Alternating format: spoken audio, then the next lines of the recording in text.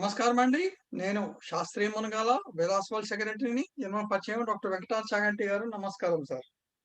ఓం! నమస్తే శాస్త్రి గారు. నమస్కారం అండి. చెప్పండి శాస్త్రి గారు. డాక్టర్ వెంకటాచ చాగంటి గారు, హ్మ్. మనం ఇంతకు ముందు ఆహ్, ఆయన జాన్ కొయ్య అని చెప్పి ఆయన కోసం అని చెప్పి ఒక వీడియో చేశాము. అవును. భగవద్గీత వాటి మీద. మనం చేయలేదు. ఆయన అంటే ఆయన ఏవో ప్రశ్నలు అడిగాడు. దానికి మనం జవాబిచ్చాము. అది. కాబట్టి ఆ! మనం చేసాము అన్నది తప్పు. అవును. అది యాహ్! వారడిగారు. మనం చెప్పాం. అవును. అయిన తర్వాత ఇప్పుడు మళ్ళీ మన మన సమాధానాలకి ఆయన మళ్ళీ ప్రశ్నలు కొన్ని ఏసాడన్నమాట. నాకు వీడియో పంపించారు గదా! ఆ! వీడియో పంపించాను గదా! సో, ఆ ప్రశ్నలున్నాయి. వాటి గురించి మాట్లాడదాం కొంచెం మనము. ఆహ్, సరే తప్పకుండా సమాధానం చెప్పొచ్చు. ఆయన పాపం మర్యాదగా అడిగాడు. సో, చాలా మర్యాదగా అది అడిగాడు. వెరీ గుడ్ క్వెషన్స్ అవి బావున్నాయి. తప్పకుండా సమాధానం ఇద్దామండి. కాకపోతే ఏంటంటే మనం ఒకటి గుర్తుపెట్టుకోవాలి. ఇది హ్మ్. వారు ప్రశ్నలు అడగటము ఆయనకేమో సంస్కృతం రాదు. ఆయన తెలుగులో తాత్పర్యం చూసి, లేతే ఎవరి చేతనో మాట్లాడిచ్చి చేస్తున్నాడు.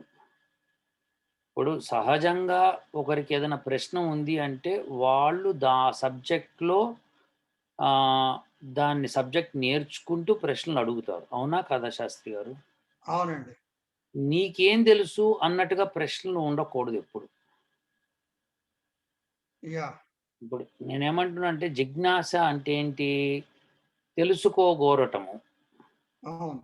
ఆ తెలుసుకోకోరటం ఉంటే గనక ఎప్పుడు తెలుసుకోగోరతాము? కొంత నాలెడ్జ్ అందులో సంపాదించి, మిగతాది నేను ఇంకా కోరుతున్నాను అనడం సహజం.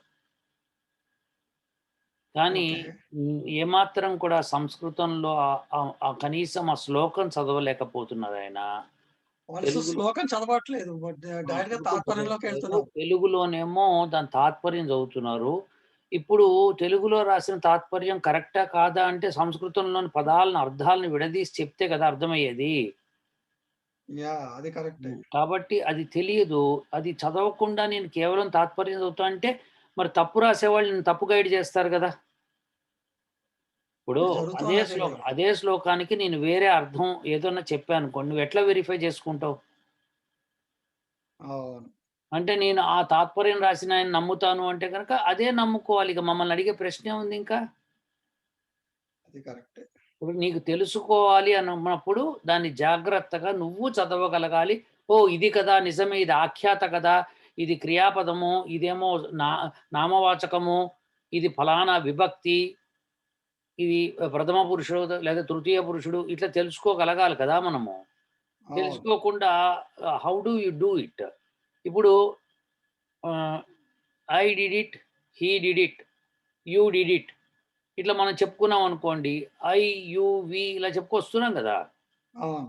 అది అర్థము ఆ శ్లోకంలో గాని, సంస్కృతంలో గాని ఐ, వి, యు అనకుండానే తెలిసిపోతూ ఉంటుంది.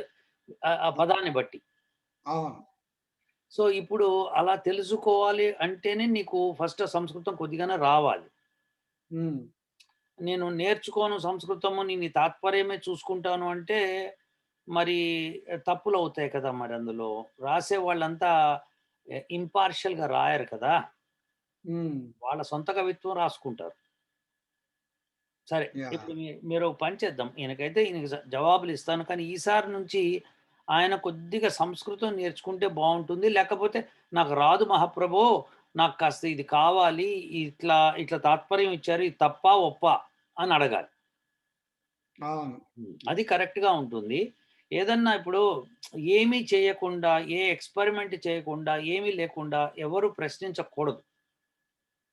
అవును. అలానే భాష కూడా కొద్దిగా నేర్చుకోకుండా ప్రశ్నించకూడదు. యాహ్! ఇందులో మటుకు నాకు నాకు గూడా అట్లాగే అనిపిచ్చింది. అందుకని మనం జవాబులిద్దాం గానీ, ఇప్పుడు ఐ డు నాట్ నో అనడానికి, ఐ డస్ నాట్ నో అనడానికి డిఫరెన్స్ తప్పుంది అని తెలుస్తోంది గదా! ఇప్పుడు అవును. ఐ డస్ నాట్ నో అని రాశాననుకోండి తప్పవుతుంది గదా! అది ఇంగ్లీష్ తెలిసినోడికి తప్పు అని అది. తెలుస్తుంది. ఆ! తె ఇప్పుడు దాన్ని అట్లా రాసిన తర్వాత కూడా ట్రాన్స్‌లేషన్ ఎవడన్నా చేసిండనుకో తెలుగులోకి, వాళ్ళకి తెలీదు గదా! ఏం రాసుందో అక్కడ ఈయన ఏం ట్రాన్స్‌లేట్ చేస్తున్నాడో. Exactly. Exactly. So, so, he does not know అన్నది కరెక్ట్ అవుతుంది గానీ, he do not know I do not know, అది ఐ డు నాట్ నోకి హీ డస్ నాట్ నోకి చాలా డిఫరెన్స్ ఉంది కదా! అవును. సో, ఇవన్నీ కూడా తెలుసుకోవాలి. So, I don't want to talk. He doesn't want to talk. అవును. ఇవన్నీ డిఫరెన్స్ డస్ ఎందుకు వాడాము, ఇక్కడ డూ ఎందుకు వాడాము తెలుసుకోవాలి కదా! అవును. సో, అవును. అవును. ఇలాంటివి తెలియకుండా మనము భాషతో పని లేదు నాకు అంటే తప్పవుతుంది శాస్త్రి గారు. ఏ భాషలో అయితే ఏదైతే రాసామో ఆ భాష మనకు తెలవాలి. తెలవదు పర్వాలేదు. కానీ ఈ భాషలో ఇది రాసింది కరెక్టేనా అండి అని అడగాలి. అవును. సరే.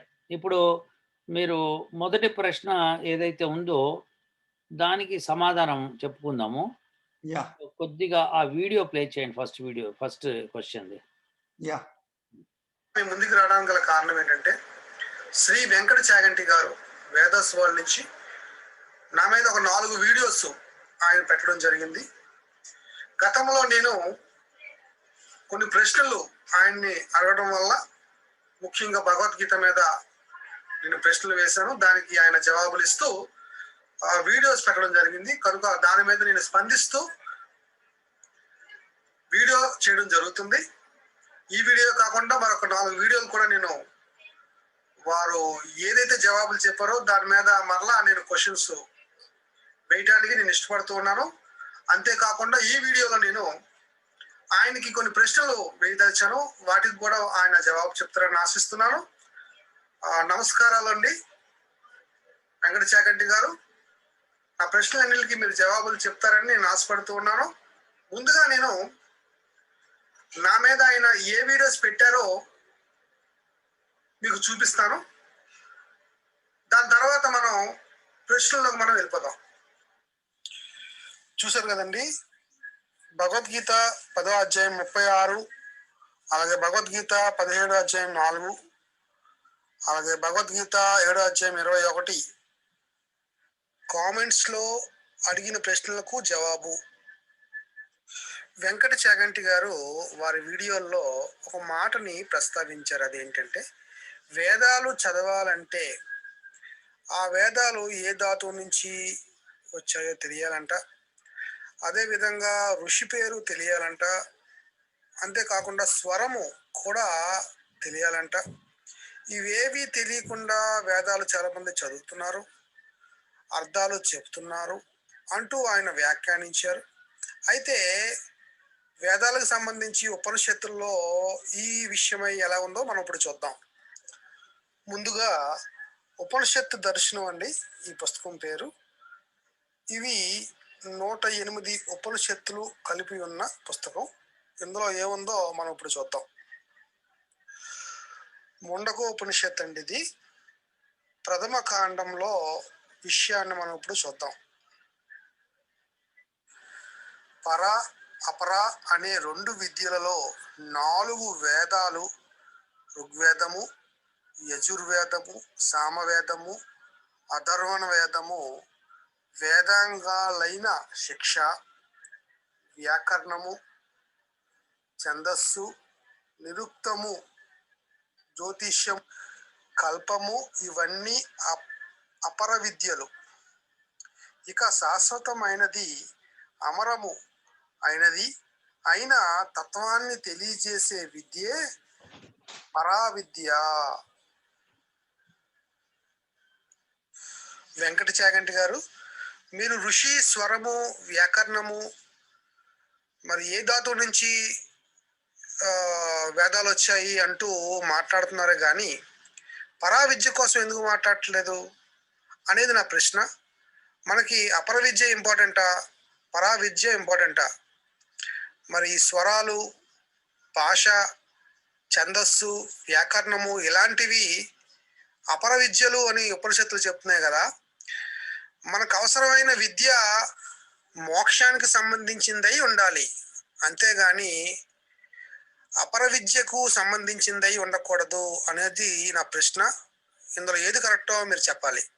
ఇక్కడ నా పాయింట్ ఏంటంటే, వేదాలు చదివినప్పుడు మనకి మోక్ష మార్గం తెలియాలి, నిజదేవుడు తెలియాలి, ఆయన పేరు మనం గ్రహించగలగాలి, ఆ దేవుడు మనల్ని మోక్షానికి తీసుకెళ్ళగలగాలి. అంతేగాని స్వరము, ఋషి ఇంపార్టెంట్ కాదు సార్.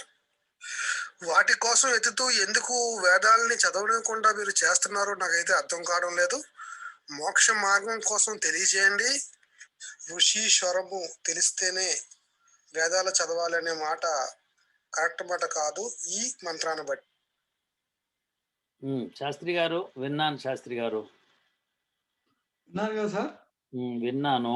ఇప్పుడు మీ ప్రశ్న ఏంటో ఫస్ట్ అడగండి. తర్వాత సరే మీ ప్రశ్న అడిగే ముందు ఫస్టు జాన్ కొయ్య గారికి నమస్కారం. ఆయన నమస్కారం పెట్టిన దానికి ప్రతి నమస్కారం. చెప్పండి శాస్త్రి గారు, మీ ప్రశ్న చెప్పండి. ఇప్పుడు ఆయన అసలు నాకు అర్థం కానిది ఏంటంటే, వేదాలు చదవాలి లేకపోతే వేదాల్లోది తెలుసుకోవాలి అంటే మనం చెప్తున్న స్వరము, ఛందస్సు, ఋషి ఇవన్నీ వస్తున్నాయి కదా! అవి తెలుసుకొని చేస్తేనే కరెక్ట్ అర్థం వస్తుంది. అది అప్పుడు ఆ మంత్రం యొక్క మీనింగ్ తెలుస్తుంది అని మనం అన్నాము. కానీ ఆయన అంటుంది ఏంటంటే అసలు అవన్నీ అవసరం లేదు. పరవిద్యకి ఇవన్నీ అవసరం లేదు అని అంటున్నాడు. ఇప్పుడు ఆయన అంటున్న పరవిద్య అనేది ఏమిటో నాకైతే అర్థం కాలేదసలు. ఓకే. మీకు అర్థం కాలేదు అనేది పక్కన పెట్టేద్దాం. ఫస్టు ఆయననేది వేదాలు చదవకుండా చేస్తున్నాము అంటున్నారాయన. ఎందుకంటే స్వరం తెలుసుకో, ఛందస్సు తెలుసుకో, ఋషి పేరు తెలుసుకో, ఇదేంటి ఏ ధాతువో తెలుసుకో అని చెప్తున్నాం గదా! ఆ! ఆయన వేదం ఏ ధాతువులోంచి వచ్చిందని నేను అడిగాను అంటున్నాడు. జాన్ కొయ్య గారు ఫస్ట్ వేదం ఏ ధాతువులోంచి వచ్చిందని చెప్పలేదు. వేద పదము ఏ ధాతువులోంచి వచ్చిందో తెలుసుకోమండి అని చెప్పాము. వేదాలలో ఉన్న పదాలు ఏ ఏ ధాతువుల్లోంచి వచ్చాయో తెలుసుకోవాలి. సో, ప్రతి పదానికి ఆ ధాతు పాఠం ఉంటుంది. దాన్ని తెలుసుకొని ఈ ధాతువు నుంచి ఇది వచ్చింది కాబట్టి దీని అర్థం ఇది అని తెలుసుకోవాలండి శాస్త్రి గారు. అవునవును. కాబట్టి అది చెప్పాము. అది ఆయనకి అర్థం కానట్టుంది. సరే మనం దాని నుంచి వదిలేసేసి కాస్త ముందుకెళ్దాం. ఎందుకంటే ఆయనకు భాష మీద పట్టు లేదు పాపం. ప్లస్ ఆయనేంటంటే ఎంతసేపు నేను తాత్పర్యం చదివేసి బతికేస్తా అనుకుంటున్నాడాయన. అది కుదరని పని. ఆయనకు అర్థం కావట్లేదు. అది ఎందుకు కుదరదో కూడా నేను చూపిస్తానిప్పుడు. సరే మొత్తానికైతే ఇంకేమైనా ఉన్నాయా ప్రశ్న ఇది కాకుండా? ఆయన పరావిద్య, అపరావిద్య అంటున్నాడు కదా! సో, అవును. మీరు అపర విద్య గురించి ఎందుకు మాట్లాడుతున్నారు? పరావిద్య గురించి ఎందుకు మాట్లాడట్లేదు? మాట్లాడట్లేదు. ఆయన ఉద్దేశంలో ఏంటంటే ఋగ్వేదము, యజుర్వేదము, సామవేదము, అథర్వణ వేదము అండ్ షడాంగాలు ఏవైతే ఉన్నాయో ఆ! అవన్నీ కూడా అపర విద్యకు పరవిద్యలు. సంబంధించినవి, అపరవిద్యలు. పరావిద్యకు సంబంధించినవి కావు కదా! అని ఆయన అవును. అంటున్నాడు. అవును. ఏమండి? ఇప్పుడు అవును. మనం తెలుసుకోవాల్సింది ఏంటంటే, ఆయన ఉద్దేశం ప్రకారం వేదాలు అపర విద్య అండి. ఎందుకంటే అవును. తాత్పర్యం అట్లా రాసాడు కాబట్టి. హ్మ్. ఓకే. సో, ఇప్పుడు నేను ఆయన ముండకోపనిషత్తులో ప్రథమ ఖండంలోని 5వ శ్లోకం చెప్తూ మంత్రం అంటున్నాడాయన. అవును. బాబు నాయన జాన్ కొయ్య గారు, 4 వేదాల్లో ఉండేవి మంత్రాలు. అవి కాకుండా బయట ఏమున్నా గాని అవి శ్లోకాల కిందొస్తాయి. పద్యాల అవును. కిందొస్తాయి. మంత్రాల కింద రావు. హ్మ్. అవును. మంత్రాలన్నది పరమాత్ముడిచ్చిన దాన్నే మంత్రాలనాలి. అవును. ఇక నిజదేవుడు, దేవుడు ఒక్కడే ఉన్నప్పుడు నిజదేవుడు, అబద్ధపు దేవుడు ఉండడు. హ్మ్. మీరిప్పుడు ఎవరైతే పరమాత్మను తెలుసుకోలేకపోతున్నారో, ఆయన్ని తెలుసుకోలేనంత సేపు వాళ్ళు అబద్ధపు దేవతే అనుకోవాలి. హ్మ్. కాబట్టి పరమాత్మను తెలుసుకునే మార్గం ఏంటో ఉపనిషత్తులు చెప్తాయి. హ్మ్. కానీ వేదాలు చదవకుండా ఉపనిషత్తులు రాసారా ఎవరన్నా? ఇది విశేషం అన్నమాట. వాళ్ళకి అది తెలియనిదేంటంటే రాస్తే అవి అబద్ధపు ఉపనిషత్తులు. అంతే కదా! మరి ఇప్పుడు అది అంతే. విశేషం. ఇప్పుడు వేదాలు ఇప్పుడు ఇంకో విశేషం ఏంటంటే, ఆయనకి పాపం ఒక అపోహ ఉంది. ఇప్పుడు ఇట్లాంటివన్నీ ఈ తాత్పర్యాలు రాసే వాళ్ళంతా కూడా ఆహ్, సరి అయిన జ్ఞానం లేక రాస్తారు ఒకటి. లేక వేదాలు చదవడం కష్టం కదా! దాన్ని పక్కన పెట్టేద్దాము. దాన్ని ఎట్లన్నా సైడ్ లైన్ చేద్దాము అనే దుర్బుద్ధితో రాసిన వాళ్ళవన్నీ. హ్మ్. ఇప్పుడు నేను మీకు ఆ శ్లోకం నేను చూపిస్తాను. దాని హ్మ్. అర్థం కూడా వివరిస్తాను. ఏం శాస్త్రి గారు? ఎందుకంటే మీరు నిరూపణ అడుగుతారు గదా! ఇప్పుడు వేదం అన్నది అపర విద్య, పరావిద్య 2 కూడా కలిపి. అవును. అపర విద్య అంటే ఏంటి? పరావిద్య అంటే ఏంటి అని చెప్పాలి కదా నేను మీకు. అవును. అవును. అపర విద్య అంటే కర్మల ద్వారా అన్నీ చేసే విద్యలన్నీ అపర విద్యలండి. పర కర్మల ఆ! ద్వారా చేసి. ఓకే. పరావిద్య అంటే ఏంటంటే పరమాత్మని తెలుసుకునేందుకు మనము జ్ఞానం పెంపొందించుకుంటాం. అది పరావిద్య.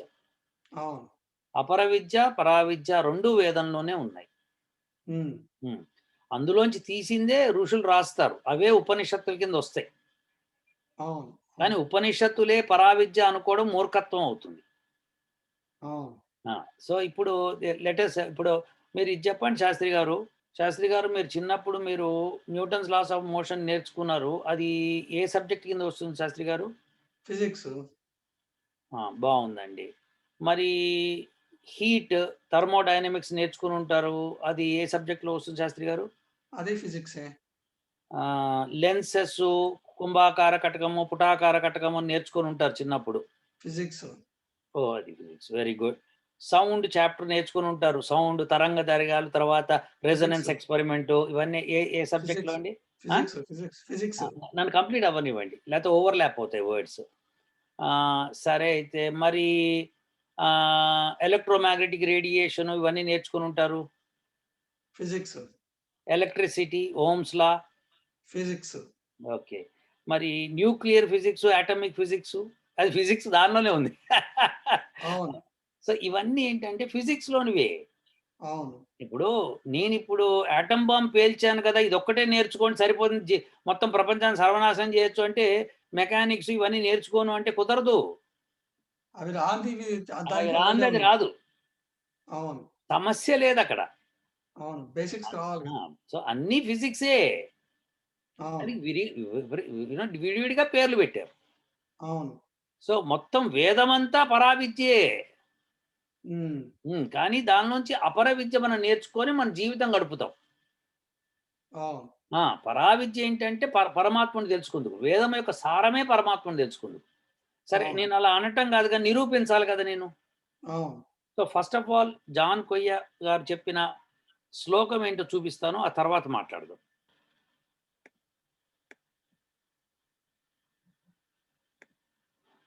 ఏంటిది వెరైటీగా వచ్చింది? మీకు కనిపిస్తోందా శాస్త్రి గారు? Yes sir. కనిపిస్తాంది సార్. ఆ! ఓకే. సరే. ఇప్పుడు దీనిలో ఏంటంటే ఇది ఒక శ్లోకం. ముండకోపనిషత్తులో 5వ శ్లోకము మొదటి ఖండంలో, మొదటి అధ్యాయంలో, మొదటి ఖండంలో ఇదనమాట. హ్మ్. హ్మ్. ప్రథమ ముండకే అంటారు దాన్ని. ప్రథమ ముండక ఆహ్, ప్రథమ ఖండంలో 5వ శ్లోకం ఇది. హ్మ్. తత్రాపరా అక్కడ ఎగిరిపోయింది బికాస్ ఆఫ్ దిస్ అరేంజ్‌మెంట్‌లో. తత్రాపరా ఋగ్వేదో యజుర్వేదః సామవేదో అథర్వవేదః శిక్షా కల్పో వ్యాకరణం నిరుక్తం ఛందో జ్యోతిష్యమితి అథ పరా యయా తదక్షరమధిగమ్యతే ఇది అండి. అవును. అయితే ఇక్కడేంటంటే తత్ర అపరా తత్ తత్ అంటే దట్ అని కదా! హ్మ్. దట్ అపరా ఋగ్వేద, యజుర్వేద, సామవేద, అథర్వవేద, శిక్ష, కల్ప, వ్యాకరణం, నిరుక్తం, ఛంద, జ్యోతిష్యంలోంచి నేర్చేసుకున్నావు. అథ అంటే పిమ్మట, అవును. పిమ్మట పరా, పరావిద్య నేర్చుకో. హ్మ్. యయా అంటే వెళ్దాం ముందుకెళ్దాం. యయా అంటే యయా, యయా తద్, యయా తత్ అని అర్థం. తతః, తతః అంటే దట్. హ్మ్. అక్షర అంటే బ్రహ్మ. అక్షరం అధిగమ్యతే. వీటన్నిటిని మించింది బ్రహ్మము అని చెప్పడం అన్నమాట. అవును. అవును. అంతే అంటే అపర విద్య కంటే పరావిద్య గొప్పది అని చెప్పటం. అవును. అవును. కానీ అపర విద్య, పరావిద్య 2 వేదంలోనే ఉన్నాయనే విషయాన్ని ఇందులోనే చెప్తున్నాడు. అవును. కానీ వీళ్ళు ఇప్పుడు ఇప్పుడు వీళ్ళు ఎలా చెప్పుకోవచ్చును అంటే అపర విద్యేమో ఈ పైనున్న వాటన్నిటిలో ఉంది. పరావిద్య దీనికంటే డిఫరెంట్ అని చెప్పుకుంటున్నారు. తప్పది. అవును. ఆ! ఎలా అండి తప్పు? ఎలా తప్పవుతుందండి? మీరు తప్పు చెప్తున్నారేమో అంటారు. కాదండి. ఇప్పుడు ఇప్పుడు ఇది అందుకే నేను సంస్కృత శ్లోకం పెట్టి అథ అంటే అర్థం ఏంటి అని చూడండి. అథ హ్మ్. అంటే ప్రారంభము, పిమ్మట, తరువాత అనొస్తుంది. అవును. శుభము అని గూడా వస్తుంది. అవును. అయితే ఇక్కడేంటంటే అపర విద్య తర్వాత పరా విద్య అథ పరా. అర్థమైందా శాస్త్రి గారు? అవును. అథ అంటే ఇప్పుడు, పిమ్మట పరా. ఈ అంటే అపర విద్య తర్వాత పరా విద్య అని అర్థం కానీ, పరా విద్య వీటిల్లో లేదు అని అర్థం కాదు. అవును. తత యయా, యయా అంటే ముందుకెళ్తూ తత్, తత్, యయా తత్ అన్నది యయా తదక్షర, తదక్షర అన్నది ఇక్కడ యయాతః అత్ అక్షర అని కలపడంలో యయా తదక్షర వస్తుందన్నమాట. అవును. అవును. అంటే తతః అంటే అందులోనే ఇందులో ఉన్నవే. తత అంటే అందులో ఉన్నవే. అక్షరం అంటే అక్షరం అధిగమ్యతే. అక్షరం అధిగమ్యతే 2 కలిపితే అక్షరం అధిగమ్యతే. అవును. అక్షరం అంటే ఏంటి? క్షరము కానటువంటిది. క్షరము కానటువంటిది బ్రహ్మము. బ్రహ్మం ఒక్కటే క్షరం గాదు. హ్మ్. మిగతా ప్రకృతి అవన్నీ కూడా క్షరమైపోతాయి. ఆత్మ విద్య మాత్రమే క్షరము కాదు. హ్మ్. అటువంటి విద్యను తెలుసుకో అని చెప్పటం. ఇక్కడ ఆ! అత వాడాడు గానీ, పైన వదిలేసేసి ఇది వాడన్న ఇది చెయ్యి అని అనలేదు. అత అంటే ఏంటి? పిమ్మట, తరువాత. ఏమండి శాస్త్రి గారు? ఒక క్వెషన్ సార్. అడుగుదురు. మీకు ఇందులో అర్థమవుతుందా? అథ అంటే ఏమిటని? అవును. ఇప్పుడు 10థ్ క్లాస్ తర్వాత ఇంటర్మీడియేట్ చేయి అంటాం అనుకోండి. అంటే 10థ్ క్లాస్ వదిలేసి అక్కడి దాకా చదవకు, ఇంటర్మీడియేట్ చదువుదు అని అర్థం వస్తుందా? దీని అర్థం ఏమన్నా కొంచెం ఎక్కడైనా చెప్తారా? శాస్త్రి గారు చూస్తున్నారా ఇక్కడ? అవును సార్. ఇక్కడ అథ. ఓకే. ఆ! ఓకే. దాని అర్థం ఏమిటి? పిమ్మట, శుభము, యెస్. ఆరంభము అన్నీ అని అర్థం. యాహ్! ఏమైనా ఇది క్వెషన్స్? సరిలో అది ఉంది. యాహ్! ఎందుకు సార్ ఇక్కడ మీరు సంస్కృత తెలుగు నిఘంటువు వావిళ్ళ అవును. 1943 అథ అన్నది అర్థం అది అక్కడ. అర్థమైందా? యాహ్! పైవేవి కాదు ఇవి అని కాదు అర్థం అక్కడ. పిమ్మట అంటే హ్మ్. అపర విద్య తర్వాత నేర్చుకోవాల్సింది పరావిద్య అని చెప్పటం. యెస్. యెస్. అది అయితే కరెక్ట్. పరావిద్య వేదాల్లో లేదు అంటే మళ్ళీ తప్పు. ఎందుకంటే అసలు నీకు వేదాల్లో లేకపోతే పరావిద్య నేర్చుకో అని చెప్పేస్తారు అంతే. అవును. కానీ ఋగ్వేదాది భాషలన్నీ వ్యాకరణం ఇవన్నీ చెప్పుకుని అందులోంచి నువ్వు అపర విద్య నేర్చుకున్నావు. ఇప్పుడు పరావిద్య నేర్చుకో నేర్చుకో. అని చెప్పటం అర్థం అక్కడ. అంతేగా. య య యయా తతః, తత అంటే ఏమిటి? తతః, తతః అంటే ఏముంది చూడండి. విస్తృత, వ్యాప్త, వాయు. అవును. అచ్చట అవును. నుండి, ఎక్కడి నుంచండి? అచ్చట చెట నుండి, నుండి దాని నుండి, డి. అతని యెస్. నుండి అని అర్థం వస్తుంది. అవునవును. ఇది సంస్కృత ఆంధ్ర నిఘంటువు. వ్యుత్పత్తి, నిర్వచన సహితంగా ముదిగంట గోపాలరెడ్డి 2019.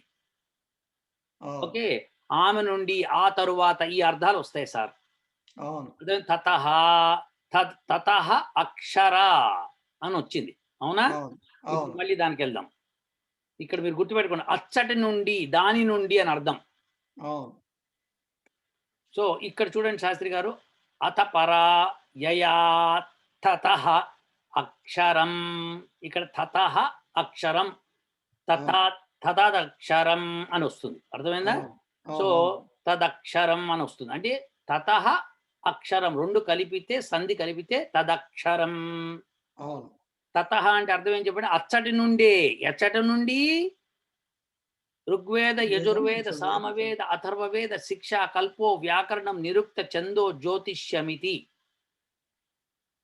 ఇక్కడి నుంచే అవును. పరావిద్య వస్తుంది అని చెప్తున్నాడు. అవును. అవును. ఇప్పుడు సరే. అర్థమైంది. ఇప్పుడు ఇదయింది కదా! ఇదయిన తర్వాత లేదండి మీరు వేదంలోంచి చెప్పండి. ఇది ఉపనిషత్తు కదా! ఇది వేదవాక్యం కాదు కదా! అంటారు. ఓహ్! దానికి ఉపనిషత్తు ఎందుకు వేదమే తీద్దాం. ఇక్కడ ఈ మంత్రం ఉంది చూసారా ఇక్కడ? ఇది ఋగ్వేదం. ఋగ్వేదము 10వ మండలము 63వ సూక్తము 4వ మంత్రము.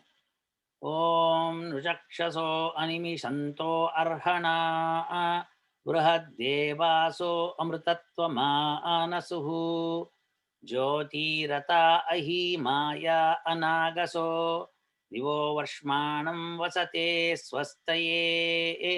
ఇది ఈ మంత్రం.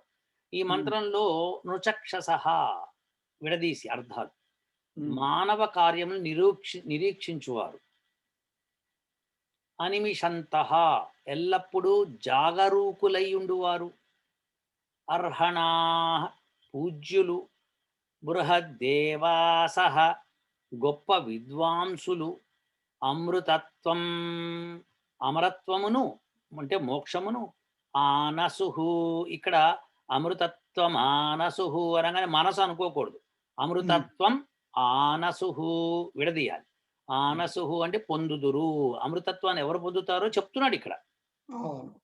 జ్యోతిరతాః జ్ఞాన మార్గగాములు. అహిమాయాః జ్ఞానధనులు. అనాగసః నిరపరాధులగువారు. స్వస్థయే సుఖప్రాప్తికై. దివః దివము యొక్క. వర్ష్మాణం ఉన్నత స్థానమున. వసతే వసింతురు. సో దీన్ని బట్టి మీకు ఏమర్థమైంది? ఎవరైతే జ్ఞానధనులు ఉంటారో ఆ జ్ఞానధనులు ఎవరైతే ఉన్నారో వాళ్ళంతా కూడా జ్ఞానమార్గగాములు కాబట్టి వాళ్ళు ఎల్లప్పుడూ జాగరూకులై ఉండువారు. తర్వాత నిరపరాధులు అగువారు.